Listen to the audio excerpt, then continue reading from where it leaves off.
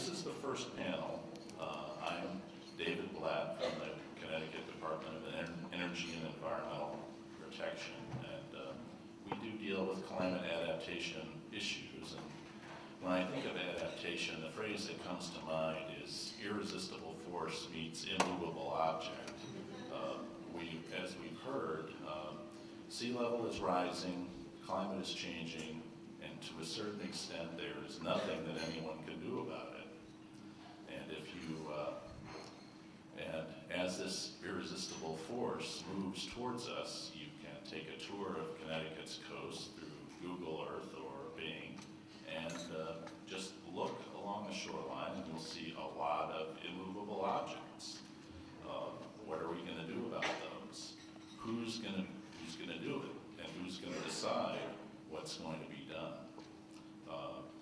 Our panelists come from a wide variety of backgrounds, but they are all focusing on the who being local governments and the steps that they can take to adapt to climate change.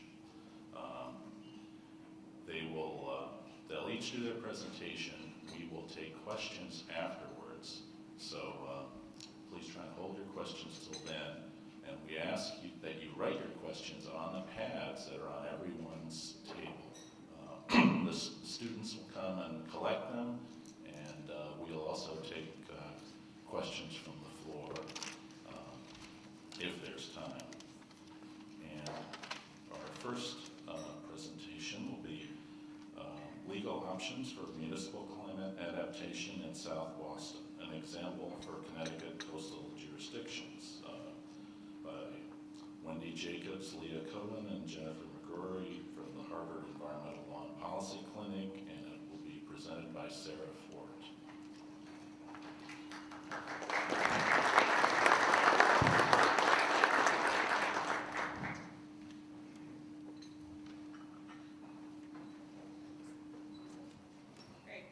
Good morning, everyone. My name is Sarah Ford. I'm a third-year law student, and I'm representing the Harvard Environmental Law and Policy Clinic. So I'm going to be talking a little bit about some legal options that we've identified in the context of Boston for advancing climate adaptation. And we've identified in particular some options that we think could be readily adapted to Connecticut, so I'll be focusing on those. So the city of Boston is a coastal city, and it's a city that has many areas of low elevation, and in those areas, those low-lying areas, there's often a high population density. So it is a city that's really threatened by the climate change. So for any of you that are familiar with Boston, you may recognize some of the landmarks on this slide that we have up here. This is a picture of the Back Bay neighborhood, and this is just to demonstrate to you what a real impact climate change and sea level rise is likely to have on Boston. So the darker blue area that you see in the top left of this slide is the current 100-year flood map from FEMA. And the lighter blue that you see infiltrating the infrastructure of the city is based on a projection for what a 100-year flood could look like towards the end of this century. So you really see it's an incredibly historic area with a lot of infrastructure, transportation hubs, residential, commercial, industrial buildings, all of which could be highly impacted by sea level rise. The good news is that the city of Boston has recognized this threat and has started to think about ways to adapt to the threats that it's facing. So in 2009, Mayor Menino created two committees and issued a mandate for them to create a climate action plan to look at the threats of sea level rise and increased storm severity and frequency, as well as other threats that the city will be facing from climate change, and to start thinking about ways for the city to mitigate emissions, but also to adapt to those threats to make itself a more resilient city and to minimize the impacts that those will actually have. Those committees have met a number of times and have issued 2 strategic reports and have started to take action on those reports. In addition to the work that those two committees have been doing, my clinic has been working with the city of Boston to assist in their adaptation efforts. So we've been focusing on identifying legal options that the city has to take steps to adapt and to address its climate vulnerabilities. So we've actually published a white paper last summer that identified 14 different topics within 4 sort of categories of actions And today I'll be focusing on 5 tools to discuss that seem particularly relevant in the context of coastal communities and we think that you might benefit in Connecticut from considering. So the most obvious option and tool that coastal communities have in addressing climate change is the land use regulation through zoning. And municipalities have traditionally had strong zoning powers and can continue to use, particularly in the coastal context, those powers to address adaptation concerns. So one thing that we've looked at in the context of Boston is expanding the use of overlay zones. Overlay zones are a regulatory tool that allow a city to create a special zoning district overlaying the base zoning that adds additional regulations that address particular purposes or particular resources. So there's a picture here of the groundwater conservation overlay district in Boston. And this is a zone that has particular regulations that focus on maintaining groundwater levels. We think that this is a good tool that could be used and also could be expanded to regulate groundwater even more strictly and also to look at things like stormwater runoff that also have a lot of implications for climate change. So overlay zoning is an option here in Connecticut. One challenge with zoning that I just want to highlight is that zoning is intended to regulate land use, and you do have to be careful in passing zoning laws and ordinances that you don't run into the state building code. So Massachusetts and Connecticut each have state building codes that govern the actual structures and building conditions of the actual structures, and it's difficult to pass zoning ordinances that regulate the same subject matter. So for instance, freeboard, which is often pointed to in Massachusetts as a really great adaptation technique, which consists of raising the elevation of a building to a safety level above the base flood elevation, is something that a lot of communities have looked into, but there's actually an Attorney General's opinion in Massachusetts that says that freeboard regulations are preempted by the state building code and couldn't be adopted by local municipalities. So there's a tension between zoning and sort of regulations for the general health and welfare of a community versus building structure regulations, and that's something that any community that would be looking into passing stronger land use regulations for the purpose of adaptation would need to be mindful of and pay attention to. Another technique that we're already seeing used in the context of Boston that has been incredibly effective and has a lot of room for growth is development site review. So the city of Boston reviews projects to make sure that they are in compliance with all zoning codes and things like that, but it also conducts a more site-specific analysis under Article 80 of the zoning code. The city goes through a process where it reviews the effects of a project on the surrounding community, including the impacts on the environment. So this is a somewhat analogous process to, if any of you are familiar with the process under the National Environmental Policy Act or analogous state statutes that the city undergoes, whereby the Boston Redevelopment Authority, which is the city's zoning agency, goes into a back and forth process with project developers, whereby it asks them to analyze and describe any impacts that the project is going to have on the surrounding environment, and also to suggest proposed mitigation techniques that would minimize or eliminate those impacts. And in order for any building proposal to actually receive a permit and continue into building, the city needs to approve that the developers have conditioned their building on any reasonable mitigation efforts to reduce direct and indirect impacts on the environment. So this is a way that we've seen this as a really great tool that the city has been able to use to reach some impacts that might otherwise fall beyond zoning regulations. So for instance, you see here the cover of the draft environmental impact and project impact review statement for the Spalding Rehabilitation Hospital, which is a recent project in the city of Boston that was close to the coast. And the BRA asked the project to consider the impacts of climate change, particularly sea level rise and storm frequency and severity. And through that conversation, they ended up changing the design significantly. They raised the project elevation much higher than they were anticipating that they would have it. They took mechanical equipment that they were planning on placing on the ground level and actually placed them on the roof additional important essential services that were planned to be on low levels were raised to higher levels, and patient windows that were intended to be locked and unable to be opened. The building included a mechanism for unlocking those windows in the event of an emergency so that there could be ventilation into the patient's rooms. So this is a tool that's already being used and could be expanded significantly. Connecticut municipalities, many of them also have design review processes that might enable them to use this type of mechanism. There's also authority under the Coastal Management Act in reviewing conducting site plan reviews. Our understanding is that the Connecticut municipalities would go through a very similar project review of any project taking place in the coastal boundaries and would be able to ask for analysis and mitigation of environmental impacts and might be able to reach similar decisions.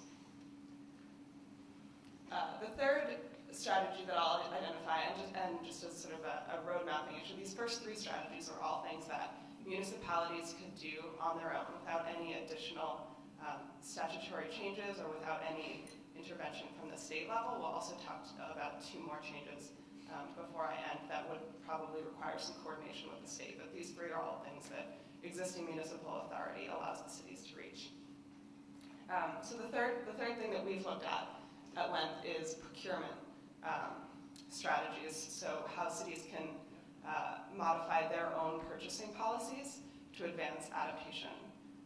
So procurement policies are sort of a way of leading by example. They're also a way of increasing the city's resilience without having to add any additional regulatory changes. And where Boston is looking at new construction and major renovation, one of the things that the city is looking at very carefully is how to make sure that its own new buildings are resilient and are prioritizing climate adaptation. So this is something that the clinic that has been working very closely with the city on. One of our students last semester studied it at length and came up with a model policy that the city is looking at right now. And one of the things that we think is really exciting about the procurement process is by publishing a procurement policy that advances adaptation, a municipality would be able to take life cycle costs into consideration. So this is a way of dealing with the fact that there may be increased costs on the front end, but actually a building might be significantly less expensive over the life of the building because it wouldn't have such vulnerabilities to things like climate change and flooding. And this is also supported in Boston by an executive order that the mayor has issued that has said that municipal construction and major renovation has to include consideration of the risks from sea level rise.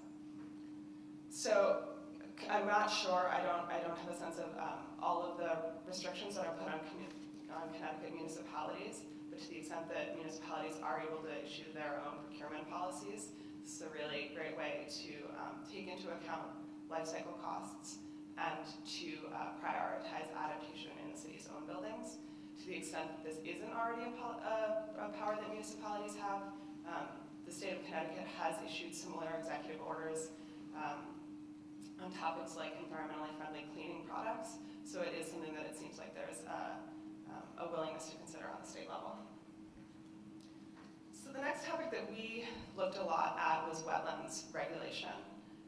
Wetlands are likely to be an incredibly important aspect of any adaptation measure for a city like Boston. They provide a buffer zone where they absorb a lot of the impact of any storm. They also reduce the impacts of flooding by storing water in the wetlands, and they also improve water quality by filtering out pollutants. And so in the state of Massachusetts, there is a statewide Wetlands Protection Act that defines wetlands and that places restrictions on their use, but there's also the ability for municipalities to enact their own wetlands regulations as long as they're at least as strong as the state ones. Boston does not currently have its own wetlands ordinance, and we think that this is a great opportunity to create an ordinance that does prioritize adaptation in thinking about how to define wetlands, thinking about how to use those areas. Connecticut is in a slightly different situation because under the Tidal Wetlands Act, municipalities don't seem to have the same ability to control tidal wetlands. The Tidal Wetlands Act places all authority with the state DEP to regulate these areas. But under the Coastal Management Act, they do have the authority to use zoning power and site review to protect coastal resources, which include coastal wetlands. So this is an area that we would encourage people to look into further, to see what the interplay between those two statutes is, and to see if this is something that municipalities would have the ability to enact similar measures with their current power. If not, I think this would be a great area to work with the state to amend the Tidal Wetlands Act, either to increase the area that's covered by the act, or to increase the substantive regulations on how and restrictions on how those lands are used, or to give municipalities the power to change their own wetlands ordinances. The final topic that we looked at in the context of Boston is environmental review under the State Environmental Policy Act. So this is a state environmental review process that requires project proponents to look at environmental impacts of any project that's partially or totally funded, authorized, or permitted by the state.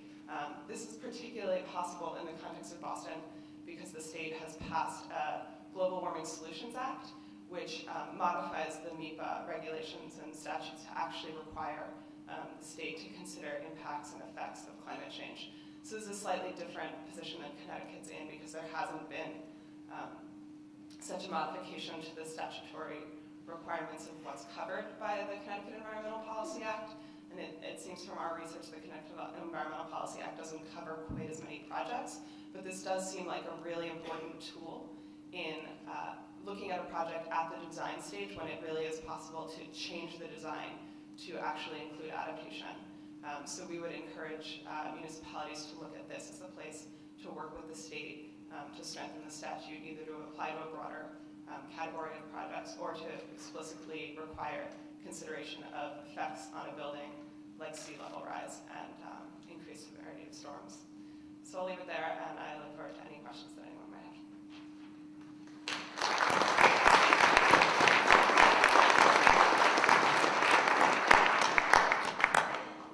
Okay, I hope you're all thinking of questions. And our next presentation will be Adapting to Climate Change, Mapping Connecticut's Coastal Responses to a Global Problem by Mark Boyer.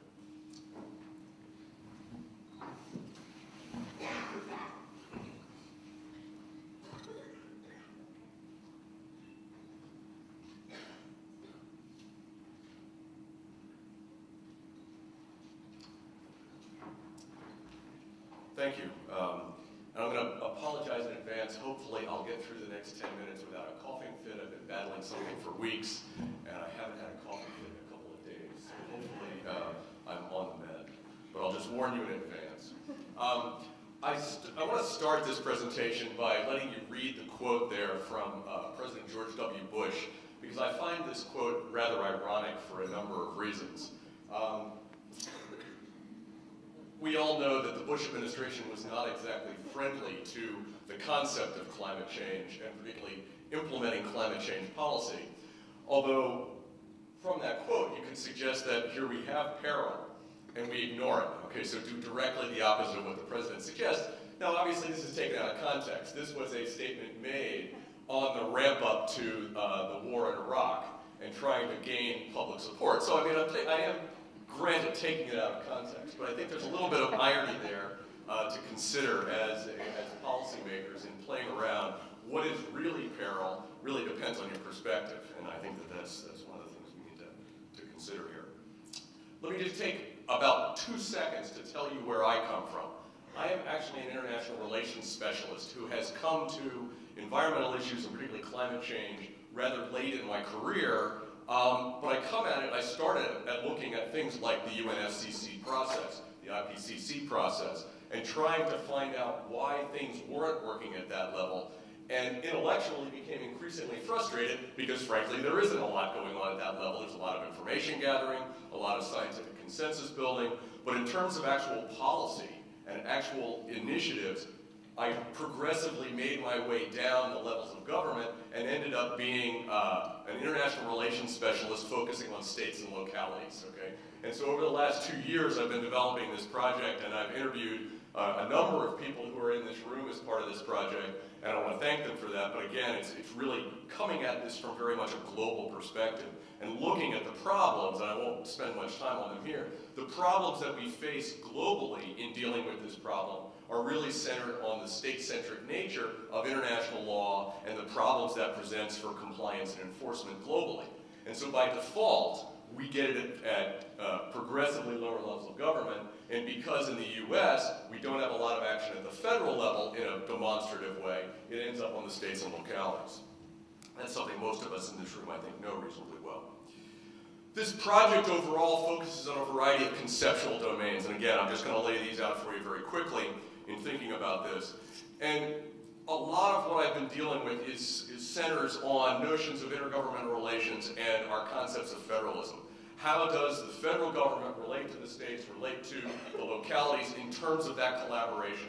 How do we share information? How do we promote policy initiatives? And then also, how do we fund those initiatives at the state and local level? How do we get to where we need to go? I am a public goods theorist, so I'm looking at these things at a conceptual level from the standpoint of how does climate impact the population broadly, okay? There are a lot of individual impacts, but they impact all of us in very public kinds of ways. What we're seeing more and more, as we'll talk about in a minute, is a lot of grassroots local action in terms of climate change initiatives, particularly on the adaptation side. There's a lot of variation around the United States as we look at climate adaptation, but what we see is that most coastal states and most coastal communities are, quite logically dealing with it at some level, and I'll talk a little bit more about that in a minute. What I'm going to present here is a sample of some data that I'm collecting with a number of graduate students and a couple of undergrads at the University of Connecticut for all 169 towns in Connecticut. And I have to put out a thank you there to Lynn Stoddard, who's down in the middle of the audience. Lynn has facilitated some of this data collection through getting me access to one of the DEP databases of climate change policy, and then I'm going to be back sharing that data with DEP as this project progresses. The data that I'm going to report today is only for the 24 Connecticut coastal municipalities, okay, and just again, sort of a snapshot more than anything else, but hopefully over about the next 6 to 9 months, we're going to have the data collected for all 169 towns, both in terms of mitigation and adaptation policies. But again, right now, it's sort of a large and macro level perspective that I'll talk about in the next few minutes. One of the things that we think about as political scientists is this notion of what drives policy. And there are a lot of models out there, and I'm not going to bore you with the conceptual details of what we think about in terms of models of policy drivers. But you can see, and I can spend some more time on talking about this along the way, but you see things like need response models. Municipalities respond to a need. They respond to a threat, and that's what's driving them to action. These models are also based on conceptions of economics as one of the other models there, that municipalities are better able to deal with policy challenges, as all of you know, if they have a higher tax base, have more resources available to them to be able to do those kinds of things. And clearly things like interest groups, administrative capacity also play a role in forcing policy action. There's also some work in the field of economics that says there's also a little bit of competition that goes on among towns, because you do have, at some level, competition over the provision of services. What one town provides becomes, at some level, a model for other towns, and so there is some notion of equalization across towns within given regions to try to localize those differences and keep residents in the same place. It's that old voting with your feet argument. If you don't provide the services that are needed, they're going to move out and go to a different town that does. And so there is that level of competition that comes out here. Very clearly from the data that I'll present in a moment, and again, it's just, like I said, very much a snapshot of what I've got collected, is that the perceived and real threat that is produced by rising sea levels, by other kinds of adaptation needs, seems to be the primary driver of what's going on, at least in the 24 Connecticut coastal municipalities. And so just to give you a very brief and hopefully not too boring background of what I'm doing here, I have an approved IRB protocol which allows me to do interviewing of elites and other policymakers around the state. And so as my RAs and myself call your towns, please answer the phone and be willing to talk to us, okay? Because we are doing this and it's ongoing, and so most, those of you who are in the area, some of you I've already talked to, it's enormously beneficial, and I'll then be able to provide the data back to you for best practice sharing, other kinds of policy, what's going on in the state, and all of that will be publicly accessible, but it really does depend on all of you to help us out. It does build off of the work that you can see at the Connecticut, the ctclimatechange.com website. It's based off of that database that was built there, and we're really mapping initial climate actions and trying to augment the data that's already been collected. For the most part, what we've been doing to date is going through plans of conservation and development, going through other documents available on websites, calling up town planners, trying to figure out the diversity of policy actions that's taking place. It's incredibly time intensive, but it does allow us to get a better picture of what's happening in the Connecticut landscape. So just to give you a little bit of the starting place of the data, there's actually, at least to me, there was a surprising amount of diversity in terms of demographic data regarding the 24 Connecticut coastal municipalities. Okay, we tend to think about those towns as the Gold Coast, but there is a lot of variation in terms of urban and rural character. If you look at population densities and other indicators of that, there is very much a normal distribution of income levels across those towns, going from the high end of Darien and Greenwich and others to the lower end in terms of per capita income values for New Haven, New London, Bridgeport, and some others. And so you see a high level of diversity of those kinds of economic circumstances that also exist there. There is a very well-educated population, and I think that's characteristic of Connecticut overall, but still there is a good deal of variation across those towns. There is also a lot of, in terms of the politics, a high degree of Democratic Party dominance, okay? And even in the towns where there is Republican dominance, it's not a real heavy dominance there. So there's a high dominance of the Democratic Party, some Republican town control, but then there are also large unaffiliated populations in almost all of these municipalities. And so there's arguably a large swing voting population there that could be driving policy in both Republican and Democratic settings. There is also wide variation, as probably most of you know, in the numbers of town staff that are assigned to sustainability tasks. And so some towns are very well staffed, others less so, and oddly enough, it doesn't correlate particularly highly with income level, tax base, or anything else. And so I still haven't quite figured out what the drivers are there yet, okay? And maybe that may be, we have to play around a little bit more with how we're counting some of those things, okay? And we can talk about that later on. What we can see, and I'm going to just very briefly present this preliminary data, is that there is a high degree of engagement with adaptation across the 24 Connecticut municipalities. 3 towns have 10 or more initiatives in place dealing specifically with adaptation. 2 towns are down at the lower end, and those 3 towns, by the way, are Clinton, Groton, and Guilford, have the highest level of initiatives underway. But there are 13 towns that are also engaging in at least 8 different initiatives. And so every single town has at least 3, some many more so, and so it really is an engaged set of communities with climate adaptation. Now at some level that's not terribly surprising, but I was stunned that all 24 had something going. That was my own bias starting out with this thing. To me, that's at least an initial indication that this threat notion, that the particular peril, and if you go back to the George W. Bush quote, is really driving action. And that's not surprising probably to most of you, but I think it really does give us some idea about those need response models. If we look at some of the patterns of what is in fact being done, more than the mere count of what's there, all 24 towns are FEMA compliant in their flood zone mappings. Many aspire to do more, and 5 already belong to FEMA's community rating system, which allows them to get their residents to get a 5% discount on federal flood insurance. Almost all of the towns, not quite, it's about 22 of the 24, have integrated adaptation in their plans of conservation and development.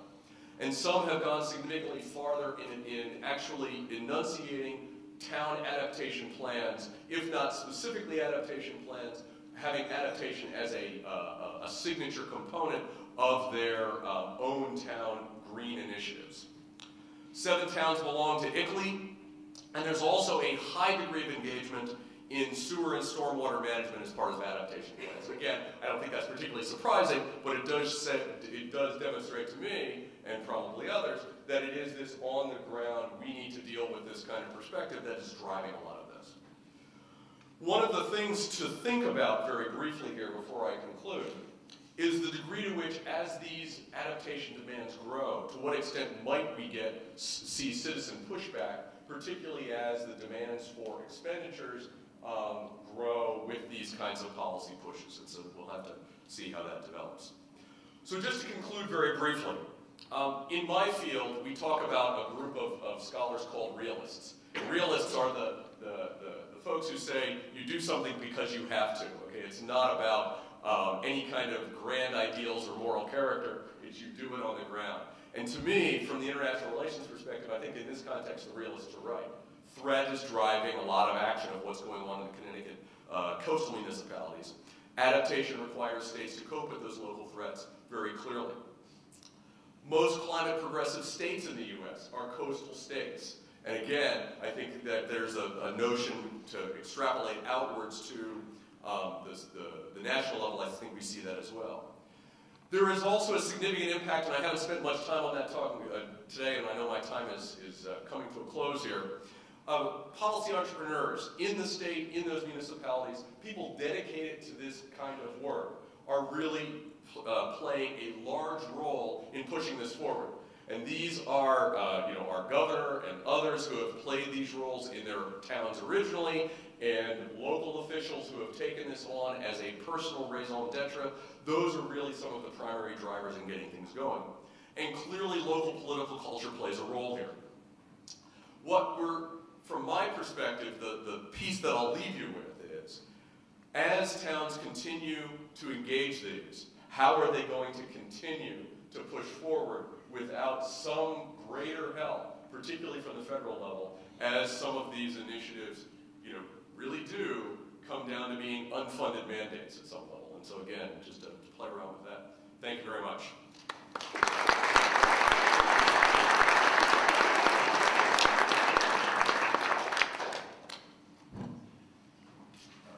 Our next presentation is Local Solutions for Climate Change, the Climate Adaptation Board, presented by Carl Zimmerman.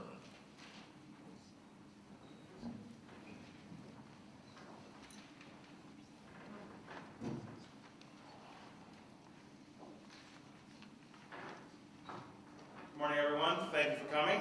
I'm going to be presenting with Catherine Owen, who's a professor at the University of Hartford, works on environmental policy. She and I worked on a couple papers together on wetland policy. My background is not in law, but it's I'm more of a physical planner. I also work at deep in the inland wetlands section. And that role, I've worked closely with local governance boards, which we'll be talking about as well today. So the talk will be about local governance boards and its use and adaptation. And we'll start by talking a minute about impacts. Then Catherine will talk about natural resource governance. We'll then go on to some of the conflicts in jurisdiction of coastal areas. We'll talk about inland municipal wetlands commissions as a local system, as a model for a local climate adaptation board for the municipality of Connecticut. Okay, we've already seen a lot of these. Maybe we don't need to reiterate it too much, but physical and biological impacts are key drivers in this process of climate adaptation. And I think of these, like the two key ones are that there's both the coastal rise impacts, but also the impacts to infrastructure. Like we're going to have more flashy type events, which will require us to change the stormwater infrastructure. And out of these physical and biological impacts, there's a lot of potential for a lot of unexpected land use changes, and physical and environmental changes. The societal impacts of climate change will cover a lot of the physical infrastructure, loss of homes, businesses, and properties, but I think a key piece here is that it's actually also going to change the character of the communities of Connecticut. And this is particularly important in a state where home rule and the strength of local municipalities is tightly entwined with the local political culture. So let's go through a few of our key assumptions here for this paper. First of all, change, both human and physical change, will not occur at a constant rate. We're dealing with some extremely complex physical, biological, and anthropogenic processes, and there are going to be emergent processes and problems that are going to come that we can't identify yet. And there's also spatial uncertainty and temporal uncertainty. We are not dealing with fixed boundaries, we're not dealing with fixed models, so we have to have a certain level of adaptability in the process. And finally, too, on more of a social, in the social arena, Connecticut, again, is very, very locally oriented, and we'll see some data about that in a few minutes. And for the average citizen, the experience of climate change is going to be at their local level, in their own community, in their own yard, and that's a very key piece, I think. Okay, we're going to have Catherine now speak on the literature issues in natural resource governance at multiple scales. Yes, thanks, Carl. So I'm going to speak really briefly about the commons and talk about some of the literature on local governance and also centralized governance, and walk you through some of the research on scales and bridging, and then share some characteristics that may indicate the potential success of the model that we're putting forward. Water resources such as coastal wetlands and water courses are complex natural resource systems. They're difficult to manage and govern because of overlapping jurisdictions, multiple ownership, and their resource and land use function as commons. The municipal inland wetland agencies, which we're using as a model, are for the Climate Adaptation Board, are a form of local governance. Many scholars contend that localized decision-making is the key to achieving social justice and ecological sustainability. They argue that centralized resource governance may fail to recognize the individual ecological regions are composed of a unique mix of biophysical and social attributes. They also find that local decision makers are closer to the issues, that local and indigenous knowledge is important, and many analysts find that participatory governance is particularly important for sustainable development. It won't surprise you to know that not everyone is pro-local governance. Many researchers also find that local governance is not necessarily better than any other kind, that there's nothing inherent about local governance.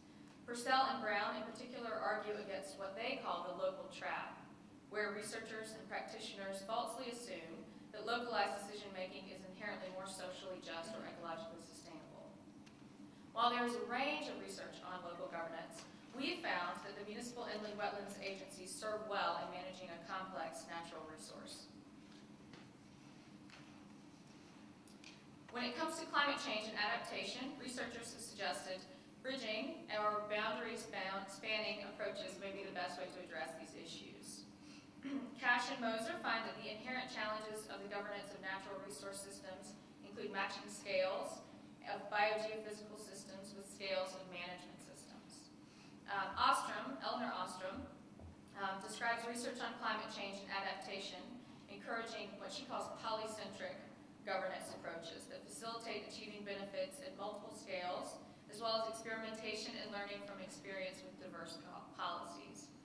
She proposes that climate change in particular should be addressed through small to medium scale units that are linked together through diverse information networks. So to address the challenges of natural resource system governance, we suggest using boundary spanning between scientists, decision makers, and political actors at different scales via the Climate Adaptation Board. There are several characteristics that have been shown in the literature as important to climate adaptation, things like collaboration, equity, accountability and transparency, legitimacy, water and land planning integration, and all are And this kind of pulls together that research and shows how the Municipal Inland Wetland Agency model fulfills a lot of those requirements. While, of course, until implementation of any program, we can't know whether it will be successful, we find it telling that the Municipal Inland Wetland Agencies exist as a model structure with many characteristics that researchers have found important to climate adaptation. Carl's going to. Thank you, Catherine. All right, so let's talk about the scale of governance in Connecticut. So we have 169 towns in Connecticut, and as was mentioned earlier, this is for a little state, this is an incredibly diverse area geographically and socially. There is an intermediate and bridging organization level called the regional planning organizations, and it's noteworthy here that the regional planning organizations are not organized around coastal region, but rather organized around regions or towns. So we have 1, 2, 3, 4, 5, or 6 RPOs all bridging the coastal area. And finally, we have at the state level. Now, I was looking around for information on Connecticut as a home rule state, and I found this fascinating website called the Connecticut Heritage Gateway. And so they have a whole section on the importance of that heritage of home rule in Connecticut. Connecticut in the 60s stripped the counties of their power, and the municipal governments in the state are very powerful and often very well funded. My own group in inland wetlands, we do the outreach work to the municipal inland wetlands. We have 2 people for the entire state. The town of Greenwich has 6. And so there's a certain asymmetry that exists between the towns and the state in some programs that's quite fascinating. I come from the state of Michigan, and in the state of Michigan, regional and county governments are quite powerful. It would be shocking to have that kind of asymmetry in the Midwest. Okay, so let's look at some of the entities that could be involved in critical climate adaptation roles. At the municipal level in Connecticut, the Municipal Inland Wetlands Commissions handle permitting activities for inland wetlands and watercourses. And that means basically they permit impacts to wetlands and watercourses. And we'll see in a moment this is quite relevant to the coastal areas. We also have planning and zoning boards, and they're typically involved with infrastructure planning, the placement of and position of building density, and a lot of this has to do with the community character. We also have conservation commissions, which are a little less common in Connecticut, but their primary roles are to inventory natural resources, and they provide advisory roles to the towns locally on different natural resource organizations. Stepping up in scale, the regional planning organizations, which are quite old in Connecticut, and really seem to be the main bridging level between the state and the municipalities. They do community planning for their local region. As you saw, they're kind of clustered around the main urban areas in Connecticut. Finally, we have my own organization, DEEP, and the Office of Long Island Sound does permitting activities in tidal wetlands, and they also do coastal planning. And finally, though I'm not going to spend much time talking about it, the federal government also has a role through the Army Corps of Engineers. So all these people, all these entities have a role in climate adaptation, but none of them cover the full gamut of land use and water resource impacts. This is a chart or a classification system really by Titus from an EPA publication, quite comprehensive by the way, called Rolling Easements. I'm sure many of you have seen this. And he classifies adaptation types into 4 categories. Shoreline armoring, and I know a lot of you are trying to avoid that kind of solution, but it's realistic in localized situations. Elevation change, which includes filling in, berming, embanks, accommodations, and retreat. Now, the time scale of these goes from very short, even sudden, to very long, and then all these can occur at the site or neighborhood scale.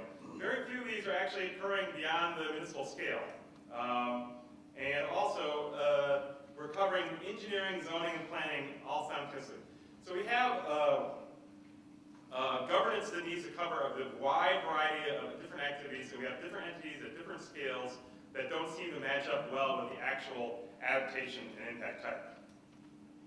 Okay.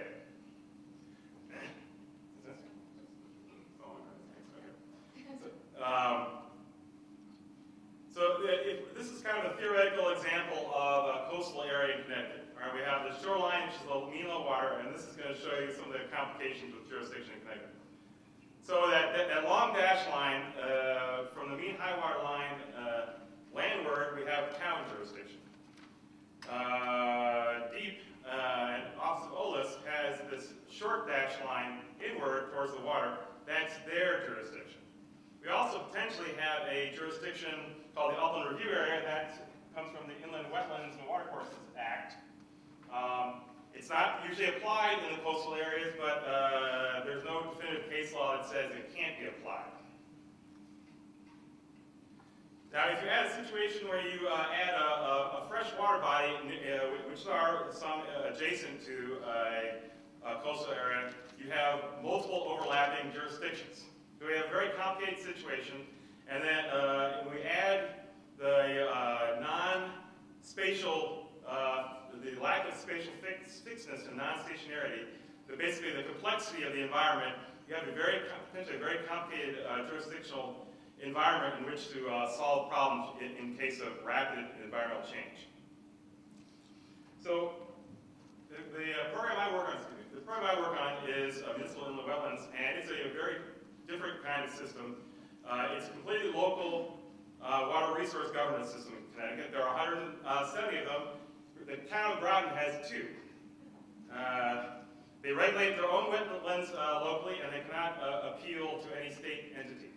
So it's your own town with your own regulations run by your own volunteers. Okay, thank you. One key exemption that's included in the law, which the volunteers have to deal with, is the agricultural exemption. So they actually have to make a determination whether the agricultural law applies. I just want to show the general trends here because I'm running out of time, but this is the last 15 or 20 years of the application of the Inlands and Wetlands and Watercourses Act. On the left side, you see the following size of the impacts over time. So these wetlands agencies are changing as they go. They're getting better over time. Number 2 on the lower side shows the variation. The variation of the amount of average impacts are also decreasing. So there's less change.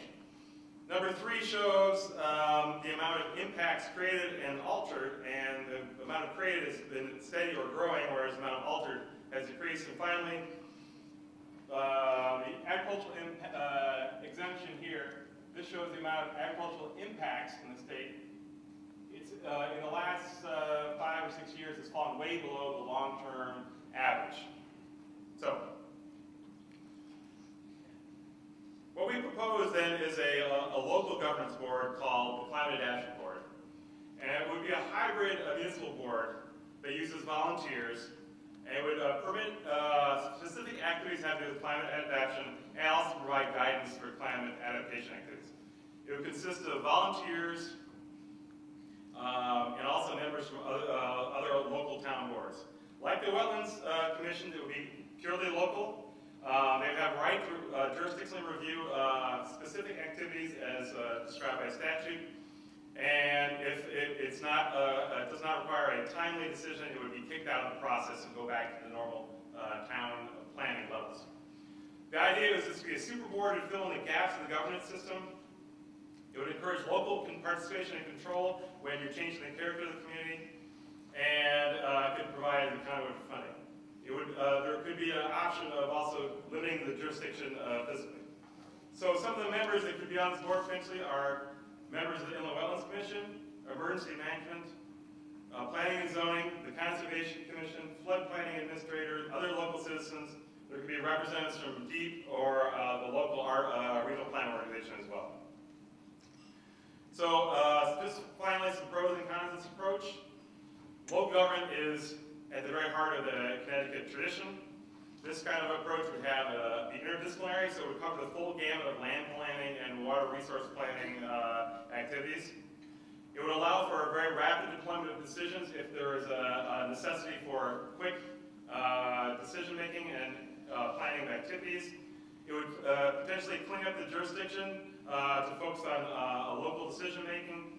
It would also provide a venue for managing emergent processes locally. The negatives include the fact that you need to train and educate local participants in their own boards. Local governments do not have the technical and financial resources that states have. It would impinge on the current DEP shoreline permitting activities, and there would need to be developed linkages, as Catherine was talking about, between larger scale organizations like the state and regional planning groups. So if you have any further questions, we'll be happy to take them at the end. Thank you.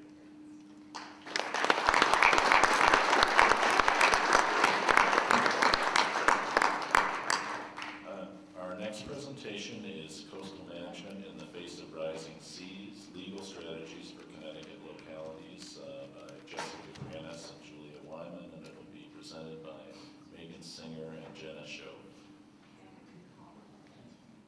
I'm Colin Lynch. So we have a tripart presentation for you today.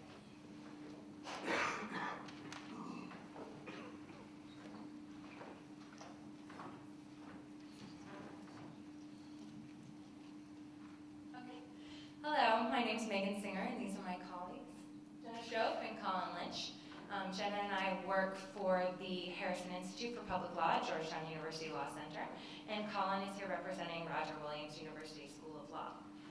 Today we're going to talk to you about various regulatory strategies that Connecticut can use to protect its communities in the future from sea level rise. So, this is Connecticut. As you can see, Connecticut's coastline makes up a large portion of the state, putting its communities and natural resources at risk from sea level rise. Conservative estimates, even conservative estimates, say that Connecticut is going to receive between 4 inches and 2.9 feet of sea level rise over the next century, and this will be compounded by increasingly intense storms.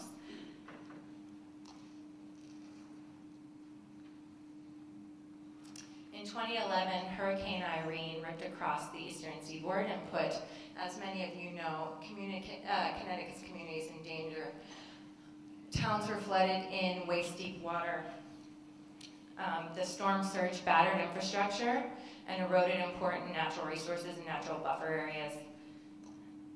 And many homes, roads, and communities were entirely destroyed. So, how can Connecticut adapt using existing laws? Our presentation today, well, before we get started on our presentation, I'm going to talk about the existing legal framework in Connecticut to give you an idea of Connecticut's regulatory environment along the coast.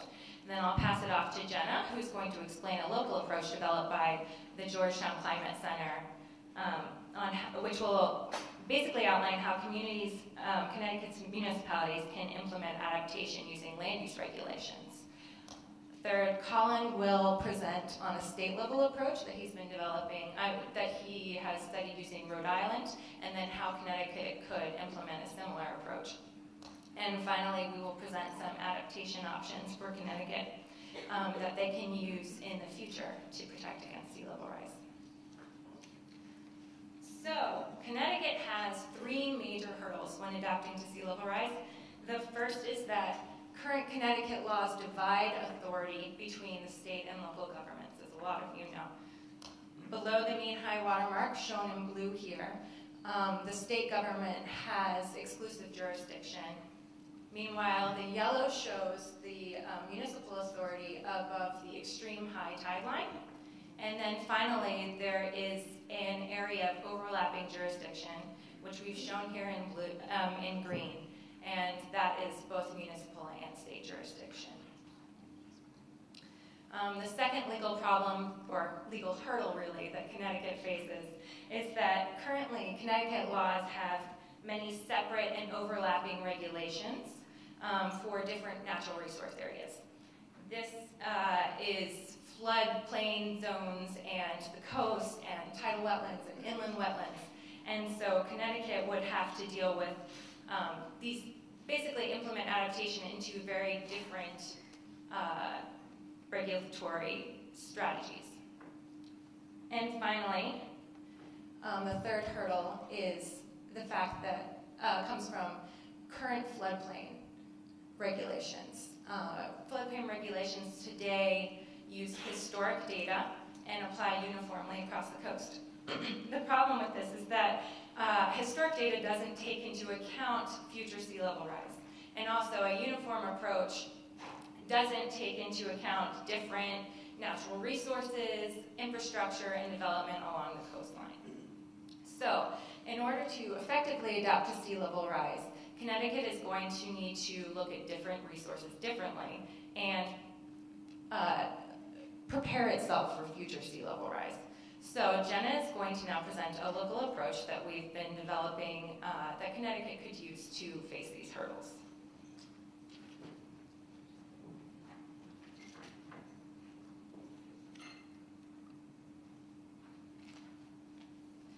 So as everyone has, or a lot of people have talked about today, Connecticut is a home rule state, which means that its local governments are the main actors in land use regulation.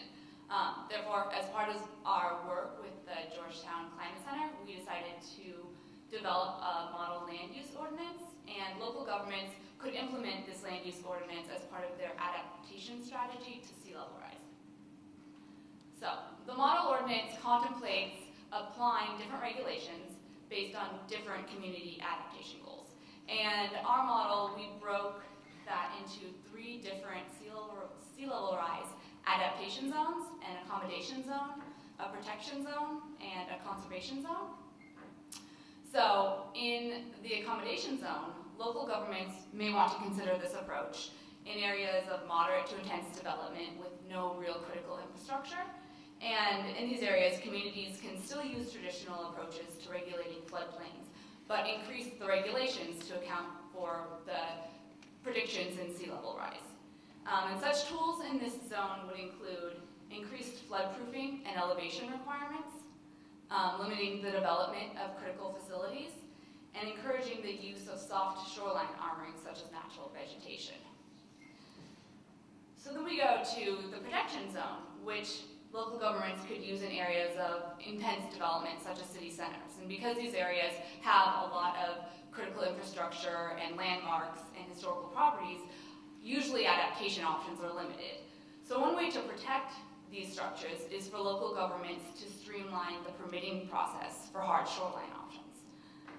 On the other hand, local governments might want to consider delineating a conservation zone in areas with minimal development and abundant sensitive natural resources.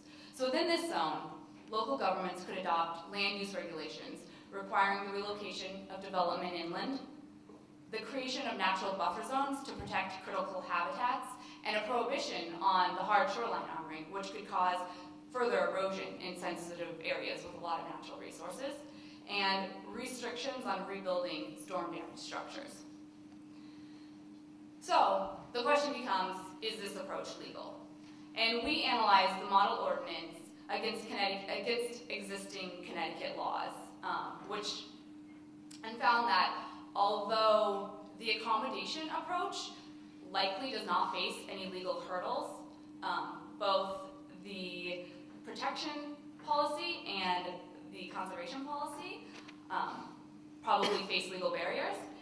So in the protection zone, we found that Connecticut's Coastal Management Act, the CCMA, which requires armoring to be permitted on a site-specific basis, may prevent state or local regulators from designating whole areas for hard shoreline armoring, which is sort of, which underscores what our model tries to regulate jurisdictions on an area-wide basis versus a site-specific basis. So then the conservation zone also faced similar problems, but had opposite results. The site-specific permitting requirements also don't allow regulators to prohibit armoring on an area-wide basis. And state and constitutional laws also may keep local governments from prohibiting the rebuilding of damaged structures. So right now I'm going to pass it over to Colin. He's going to present the state approach, and then we'll come back at the end and come up with some different strategies for moving forward. Thank you.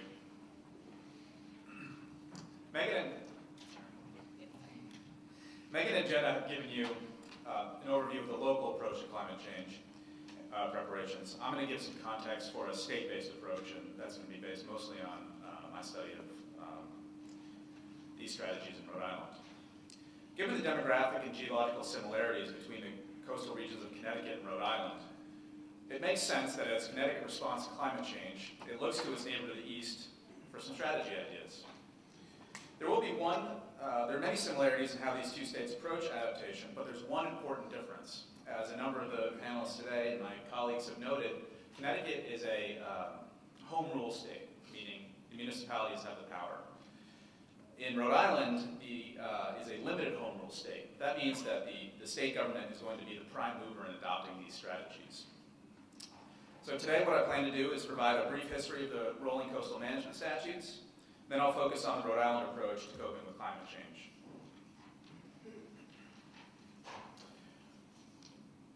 The legal roots of the rolling coastal management statutes are in the public trust doctrine.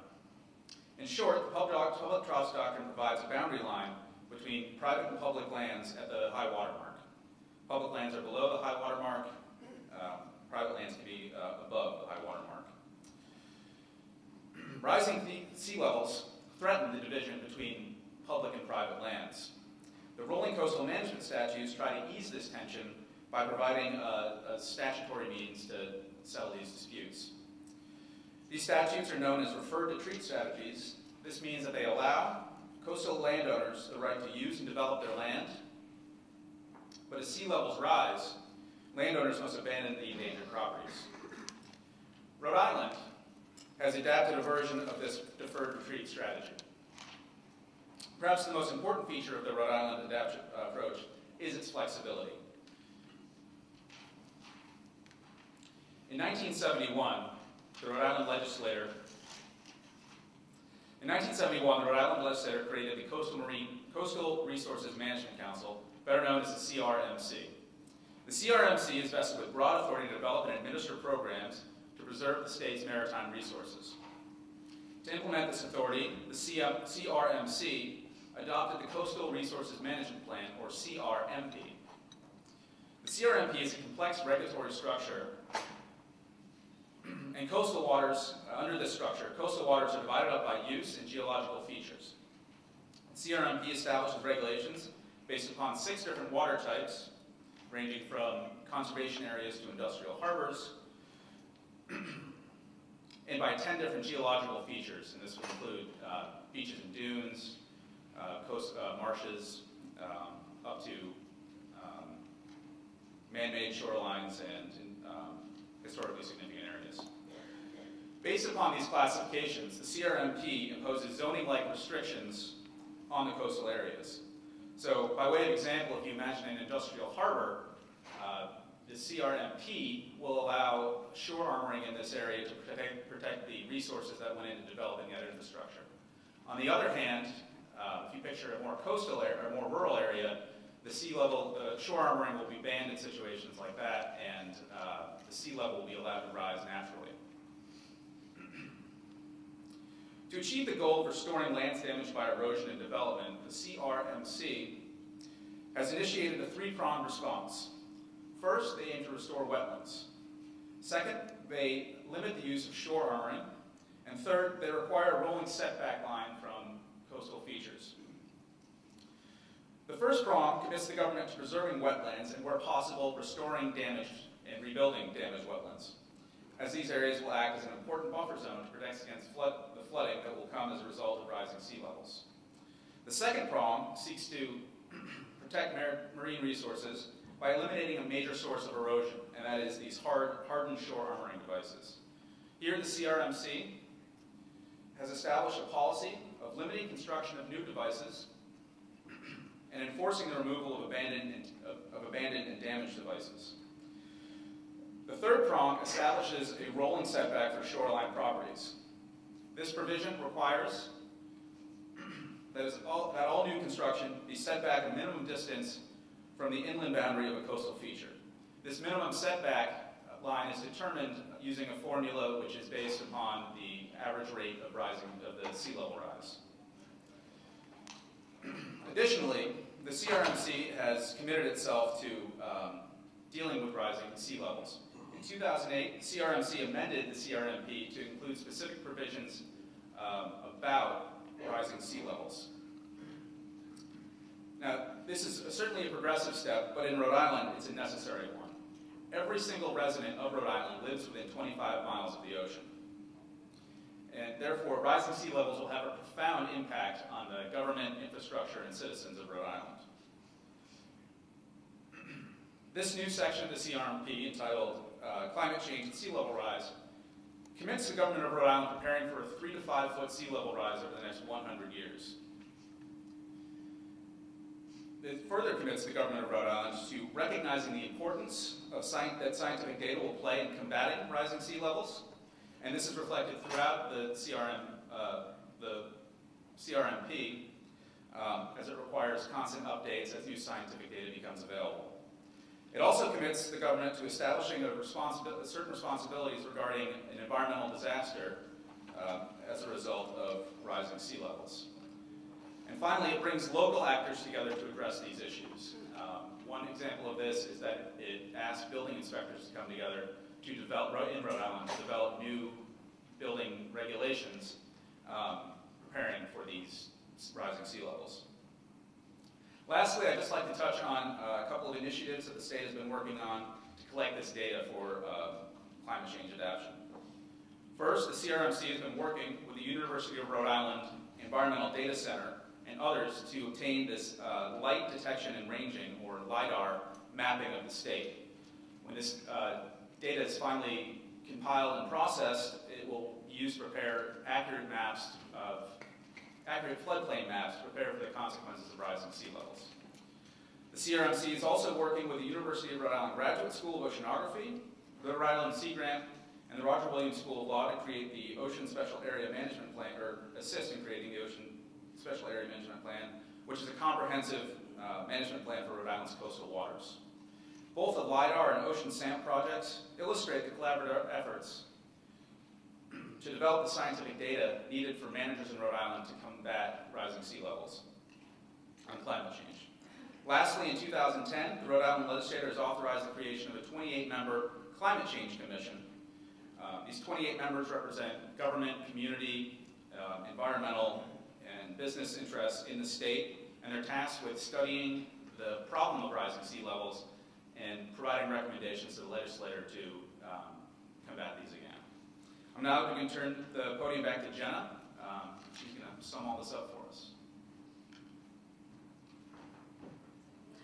Okay, so as you can see throughout our presentation, and also all the other presenters here today, Connecticut has a lot of different options. And right now, we're going to just sort of divide them between what Connecticut can do now and what they can do in the short term, and then what they can do in the long term. So right now, local governments can require developers to consider different scenarios of sea level rise through the coastal site plan review process, which is required under the CCMA. And they can also enhance floodplain regulations as contemplated by our accommodation zone that we presented on earlier. And then in the short term, and with minor amendments to existing laws, the state could take over the permitting authority for hard shoreline armoring and promote an approach adopted by Maryland's Living Shorelines Protection Act that I think someone else was talking about, sort of the new thing with living shorelines. And what living shorelines, or what this act does, is it encourages soft armoring and living shoreline wherever feasible. So there's a presumption against hard armoring. And then states could also fund and undertake studies to develop new maps and data needed by regulators to make decisions based on actual predictions of sea level rise and not just historical data. And then we have a long-term strategy is that So because retreat policies are both legally and politically difficult to implement, policymakers could begin to develop strategies to amend existing law and enact new legislation that could give regulators the flexibility to encourage retreat through an incentive system. One example is through transferable development rights. And so that is going to be the end of our presentation today. And if you have any more questions, you can contact Jessica Granis in the red, and her email address is up here. Or you can also check out the Georgetown Climate Change website, which is on the board, and they have a lot of different materials, as well as Jessica's worked on putting together a land use sort of adaptation toolkit that has been really helpful and is more or less the basis for our presentation today. Thank you.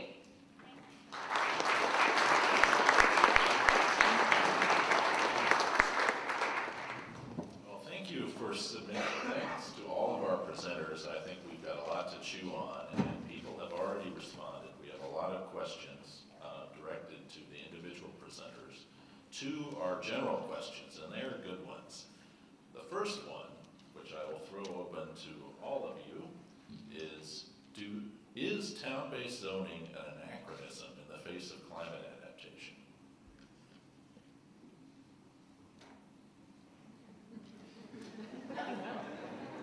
We don't think so. As you saw in our presentation, we've placed a lot of emphasis on a local approach to climate change. And that's where my study has been, Jenna's study, Jessica's study. And so we believe that it is very feasible. It would take some regulatory adjustments in the long term, I think.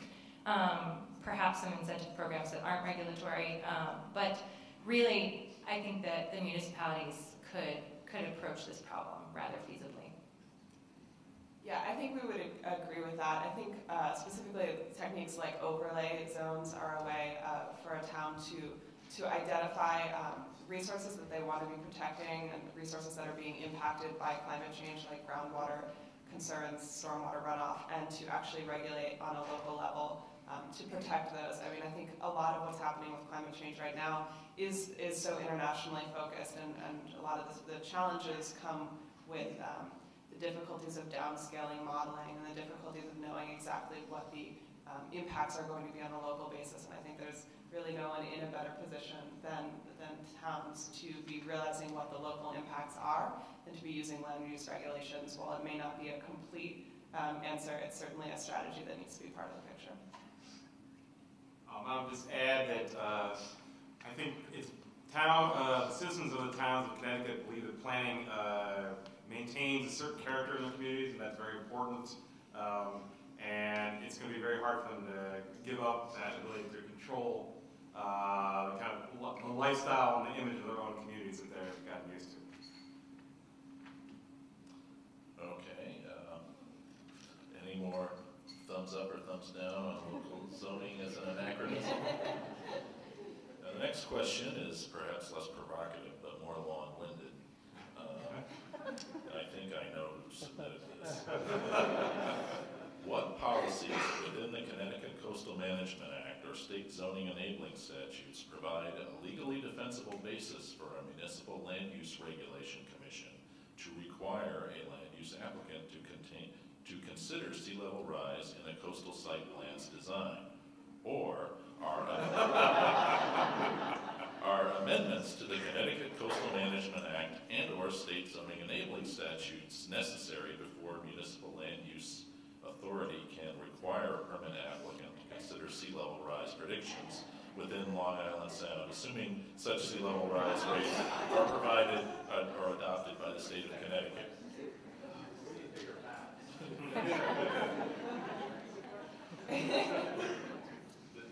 I guess if I could summarize that, if I can, what are the existing state policies that provide a basis for considering sea level rise, and do we need new ones?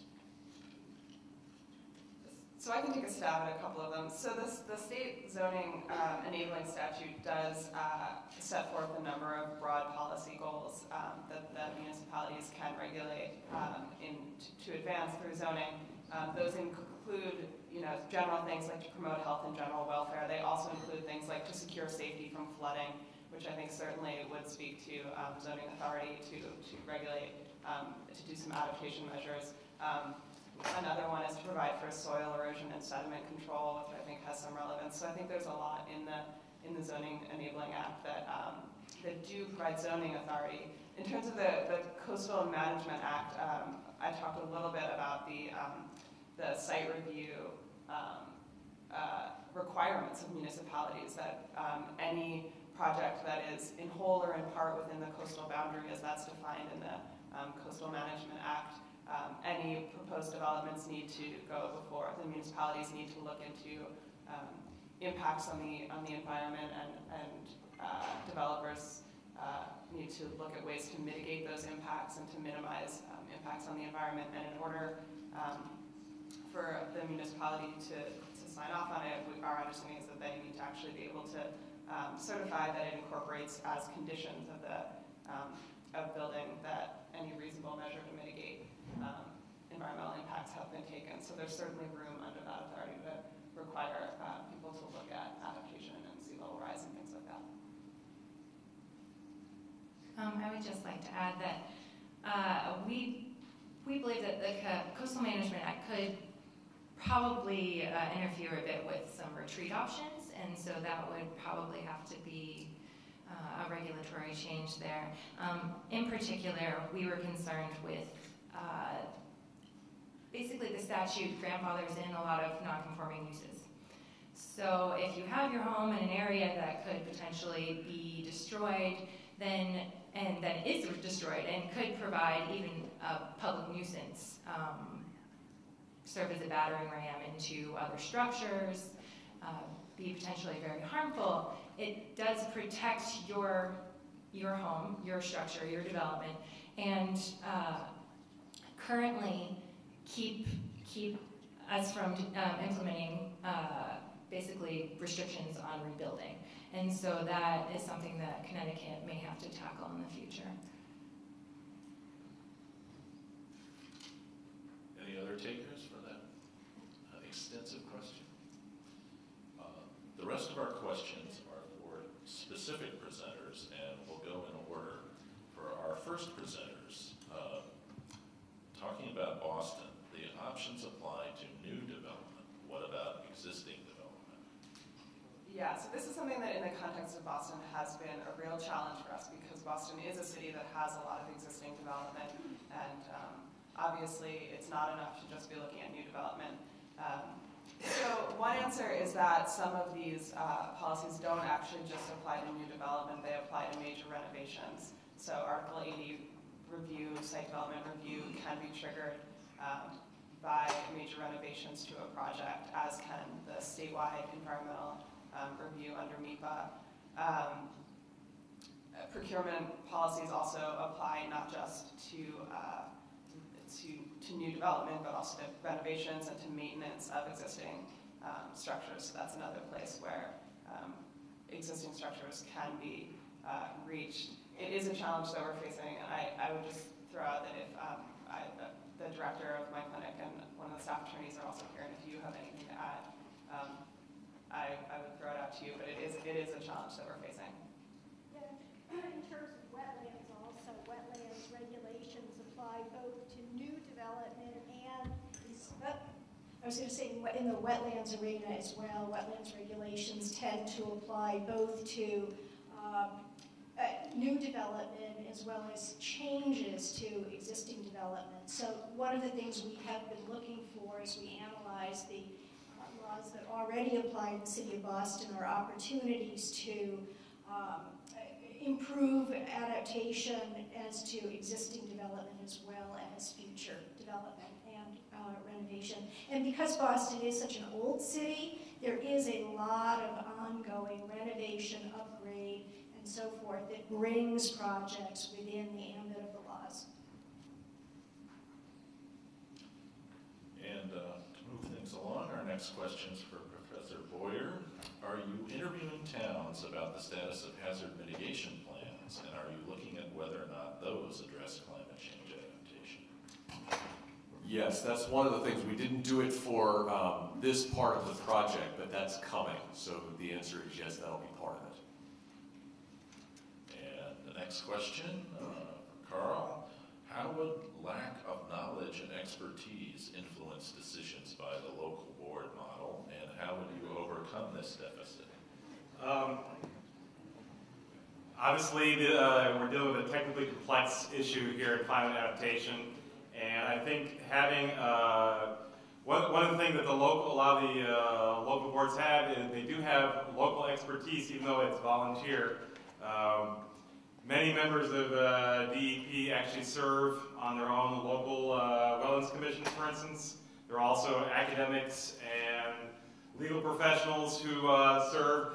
So I think there's, even though it's a volunteer board, there's a lot of expertise. I think the data we've looked at over the last 15 or 18 years shows that local commissioners, no matter what their background, when given some training, improve their process. And they are adaptive. They're not, it's not just a plumber who comes in and says thumbs up, thumbs down. Everyone on these boards are learning and improving. The thing about Connecticut is that every town is different. It's hard coming from the outside to imagine you can get 170 commissions to do things consistently. Education, I think, flattens out the variability.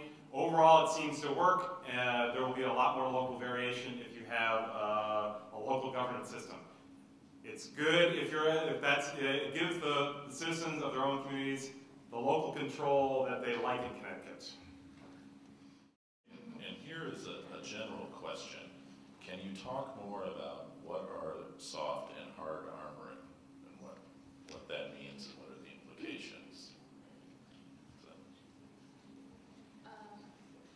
Yeah, so I get. Hello? Okay. So soft armoring is more of, it uses natural vegetation, and you aren't going to be building cement structures or putting in boulders with chicken wire around it. So that is the difference between soft armoring and hard armoring, and I guess the implications, soft armoring,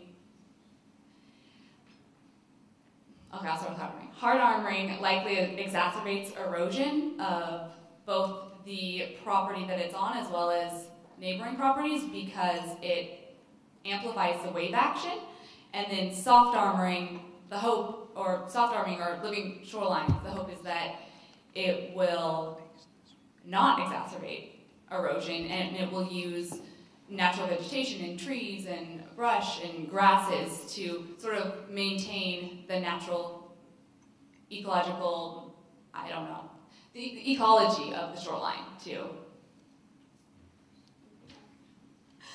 Does that answer everyone's question?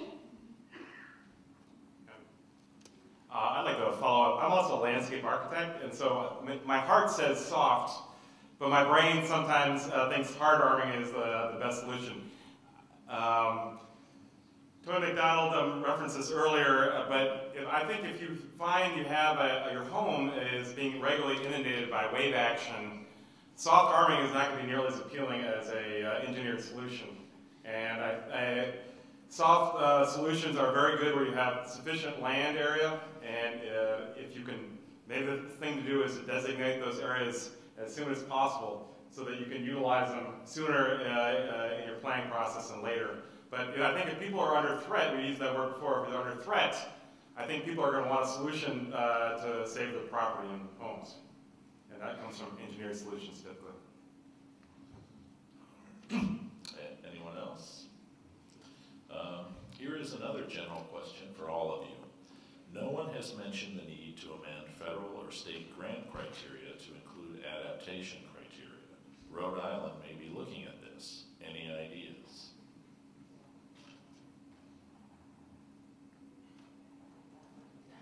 Sure. Okay, sure. Yeah, we at the Georgetown Climate Center have been looking at that issue both from the perspective of state and local governments who use those pots of money. So you have coastal zone management funding, you have FEMA funding through the flood insurance program and the hazard mitigation program. A lot of those programs, the ability to use the funds are written broadly enough to allow local governments to use that money to support adaptation planning and research. And in fact, a lot of communities are supporting their adaptation planning through coastal zone management monies. And the other aspect of it that we're looking at is whether or not, you know, federal agencies can prioritize that money to go towards adaptive projects, and where can they reduce expenditures, wasteful expenditures, for example, in like highway funding. Where can they encourage communities to consider adaptation in their transportation planning processes, so we're not, you know, investing huge amounts of infrastructure monies into infrastructure projects that will be vulnerable to impacts down the line. Look for that coming. It's on my list. Any of our other panelists? We got plenty of other questions. Our next question is for our first panelist. Tell us more about regulations with incentives. Yes, TDR, but what else?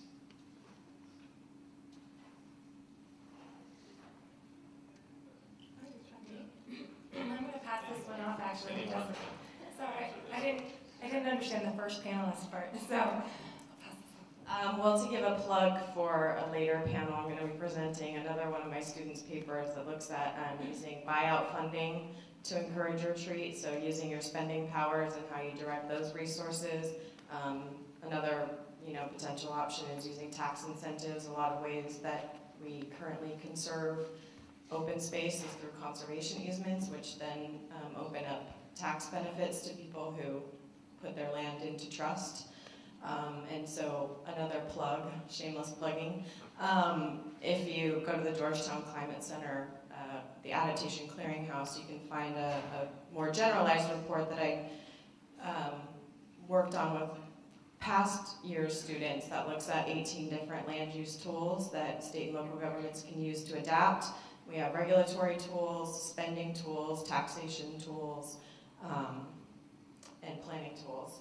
So that kind of teases out some of those and more market-based incentive tools. And another facet of the rolling easement policies that some states have implemented is using real estate disclosures to try to use market mechanisms to get at least buyers to be informed of the risks to coastal properties or properties subject to wildfires as a way to try to shift the market demand for those properties.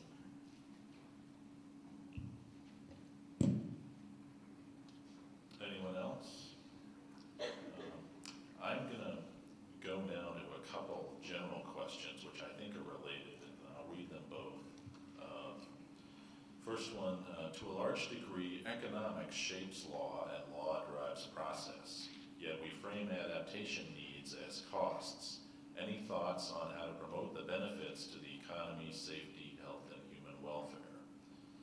Another version of that is, one might be willing to submit that the rate of climate change is currently more rapid than policy may be able to overcome at a local level.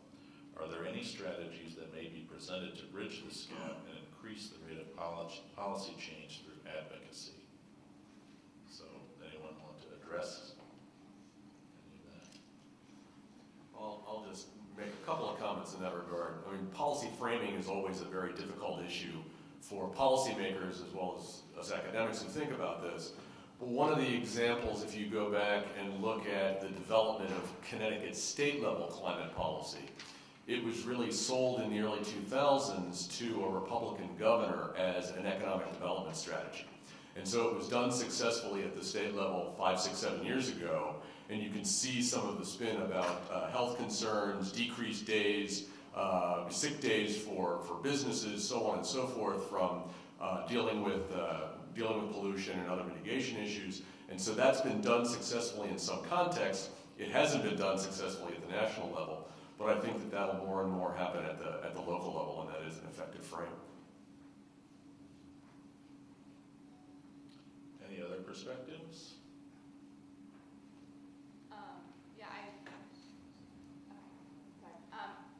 I guess also on a local government, from a local government viewpoint, it makes sense to adapt to the threats of climate change, because if you don't, you could possibly come up against taking challenges. If someone's property does get ruined by waves or flooded, and you would also have to, most likely, local governments are going to be in charge for the emergency response and the upkeep of a lot of roads and infrastructure, and that's a big cost. And so taking preemptive adaptation measures would hopefully lead to not having that cost. I think climate change is unique because you really, to frame the benefits of climate change, you have to think about it in terms of real cost to people's homes and people's structures. And it's easier for those of us that study climate change to say, oh yes, it's a benefit to public health, it's a benefit to public welfare if we do these things. However, it sometimes takes unfortunate events like Hurricane, then Tropical Storm Irene, for people to really see the costs to their community before they can form an image in their mind of what's going on. And so sometimes from an economic point of view, you have to frame climate change in terms of its actual costs to people, and then they could say, this is a benefit to me in the future.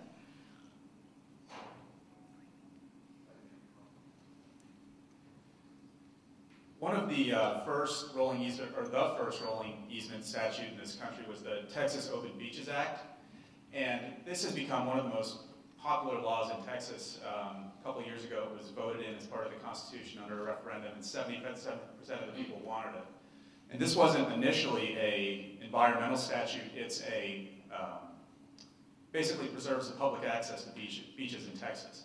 And one of the ways that you might be able to sort of drum up this advocacy is to frame climate change in terms of, you as the public are going to lose access to these beaches. Not so much there's this sort of, these people on the coastal landowners are going to lose their property rights. You need to think of it as the general population losing access to their beaches as sea levels rise.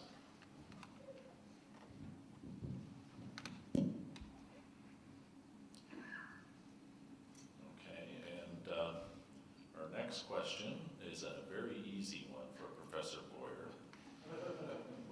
At the town level, which policy should a town enact first? What is most effective? Boy, I'm not really sure I have an answer for what is most effective. Looking at the data we've collected thus far, FEMA compliance is probably the low-hanging fruit. Now, whether or not that's effective policy, I don't feel comfortable in making a judgment on that. I think it's the quickest solution to getting something moving, but effectiveness, that's what I'm not going to put on at the moment. Sorry.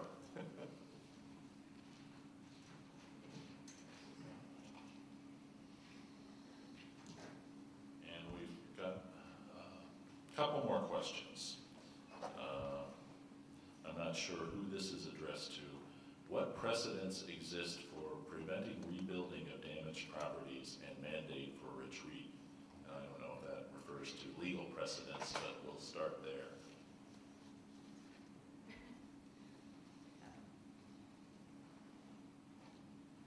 So Jim Titus is the big,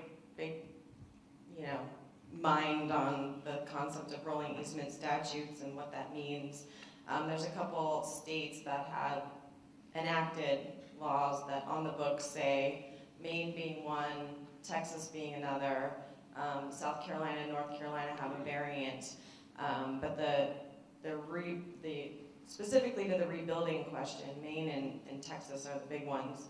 That if your house is damaged twice, you aren't allowed to rebuild it unless you can rebuild it out of the high hazard area as it's delineated. That statute hasn't actually really been tested, so it's, once they enforce that mechanism, it's a question of, what legal ramifications are going to come from that. And Texas's statute actually did come under attack when they did try to enforce their rebuilding prohibitions.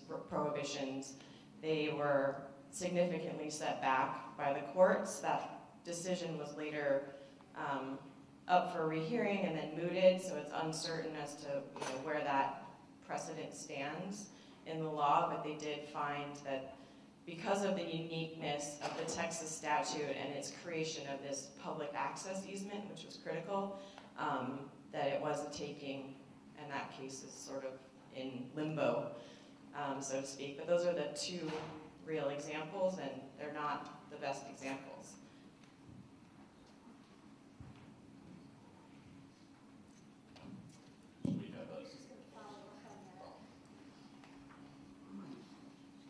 There's another way to look at the issue, and that is, and it goes back to this impact on existing development as well, and that's of thinking about the insurance industry. In Massachusetts, after Hurricane Bob, which devastated much of Cape Cod, the insurance industry pulled out. They said, we're not going to pay for it. And if they won't pay for it, as a practical matter, people cannot rebuild. So that's an answer that you don't even have to get as far as takings law for that one. And the insurance industry can also be, as we're beginning a dialogue with them, motivated to help current developers, real estate developers, and purchasers of policies to think more about adaptation and get credits in their insurance policies for taking those actions. Well, I think rather than go to the written questions, we'll take our last question from the audience, and whoever's got the most burning question will be the last one. So, any volunteers?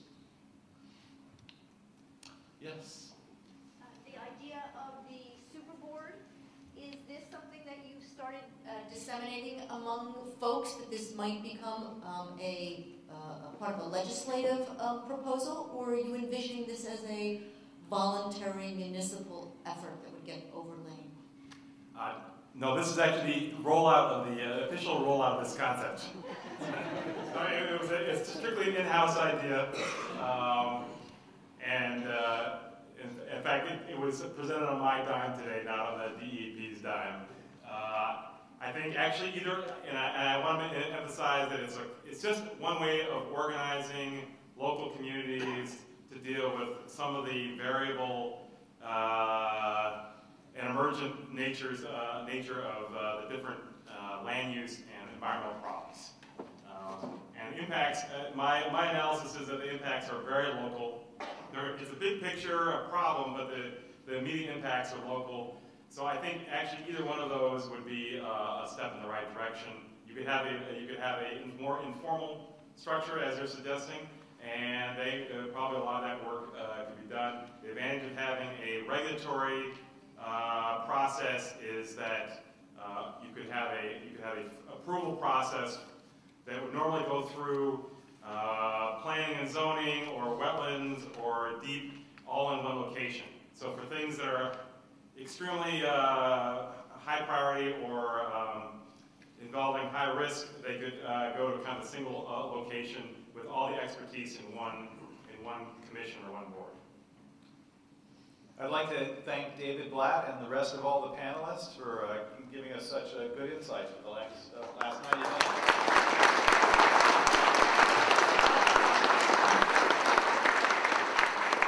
So what we'd like to do at this time, if you could exit through the side doors, lunch is available in the corridor behind us, and come back through the centerpiece.